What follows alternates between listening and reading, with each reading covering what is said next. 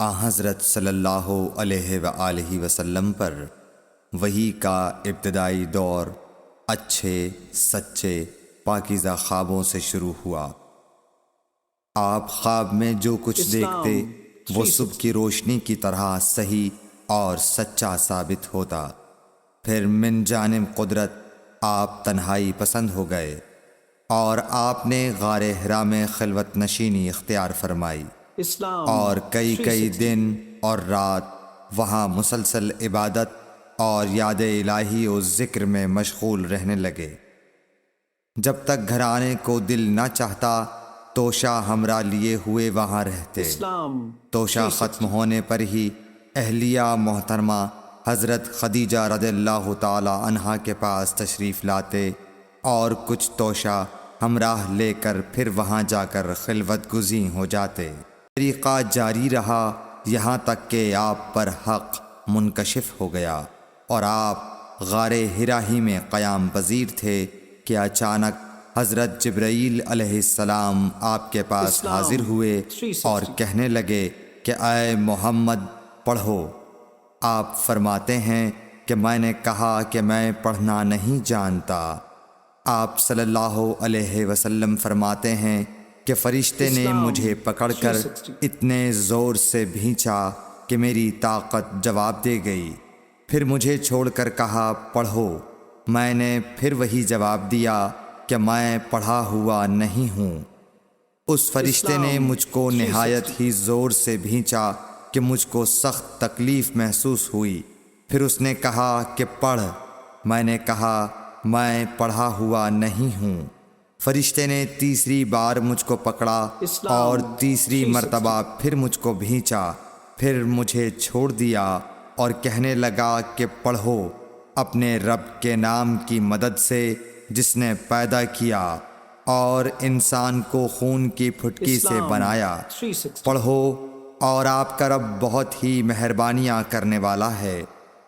بس یہی آیتیں آپ حضرت جبرائیل علیہ السلام سے سن کر اس حال میں غار حرا سے واپس ہوئے کہ آپ کا دل اس انوکھے واقعے سے کانپ رہا تھا۔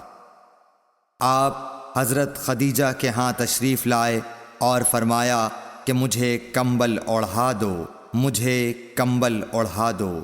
لوگوں نے آپ کو کمبل اوڑھا دیا۔ جب آپ کا ڈر جاتا رہا تو آپ نے اپنی زوجہ محترمہ حضرت خدیجہ رضی اللہ تعالی عنہا کو تفصیل کے ساتھ یہ واقعہ سنایا اور فرمانے لگے کہ مجھ کو اب اپنی جان کا خوف ہو گیا ہے۔ آپ کی اہلیہ محترمہ حضرت خدیجہ رضی اللہ تعالی عنہا نے آپ کی ڈھارس بندھائی اور کہا کہ آپ کا خیال صحیح نہیں ہے۔ اللہ کی قسم آپ کو اللہ کبھی رسوا نہیں کرے گا۔ آپ تو اخلاق فاضلہ کے مالک ہیں۔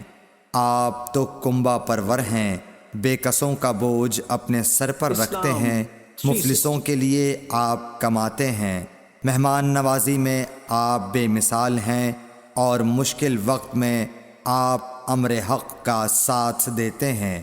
ایسے اوصاف حسنہ والا انسان یوں بے وقت ذلت و خواری کی موت نہیں پا سکتا۔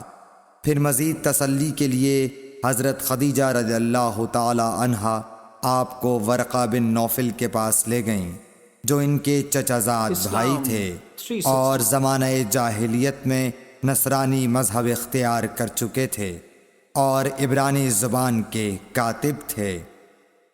چنانچہ انجیل کو بھی حسب منشائے خداوندی عبرانی زبان میں لکھا کرتے تھے۔ انجیل سریانی زبان میں نازل ہوئی تھی، پھر اس کا ترجمہ عبرانی زبان میں ہوا۔ ورقہ اسی کو لکھتے تھے۔ وہ بہت بوڑھے ہو گئے تھے، یہاں تک کہ ان کی بینائی بھی رخصت ہو چکی تھی۔ حضرت خدیجہ رضی اللہ تعالی عنہا نے ان کے سامنے آپ کے حالات بیان کیے اور کہا کہ اے چچا زاد بھائی، اپنے بھتیجے محمد صلی اللہ علیہ وسلم کی زبانی ذرا ان کی کیفیت سن لیجئے۔ وہ بولے کہ بھتیجے آپ نے جو کچھ دیکھا ہے اس کی تفصیل سناؤ۔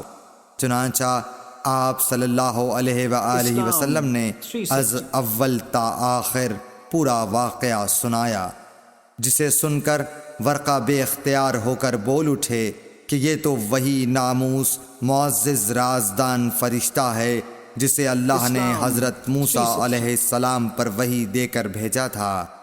کاش میں آپ کے اس عہد نبوت کے شروع ہونے پر جواں عمر ہوتا، کاش میں اس وقت تک زندہ رہتا جب کہ آپ کی قوم آپ کو اس شہر سے نکال دے گی۔ رسول کریم صلی اللہ علیہ وآلہ وسلم نے یہ سن کر تعجب سے پوچھا کہ کیا وہ لوگ مجھ کو نکال دیں گے، حالانکہ میں تو ان میں صادق و امین و مقبول ہوں؟ ورقہ بولا، ہاں یہ سب کچھ سچ ہے، مگر جو شخص بھی آپ کی طرح امر حق لے کر آیا لوگ اس کے دشمن ہی ہو گئے ہیں۔ اگر مجھے آپ کی نبوت کا وہ زمانہ مل جائے تو میں آپ کی پوری مدد کروں گا، مگر ورقہ کچھ دنوں کے بعد انتقال کر گئے، پھر کچھ عرصے تک وحی کی آمد موقوف رہی۔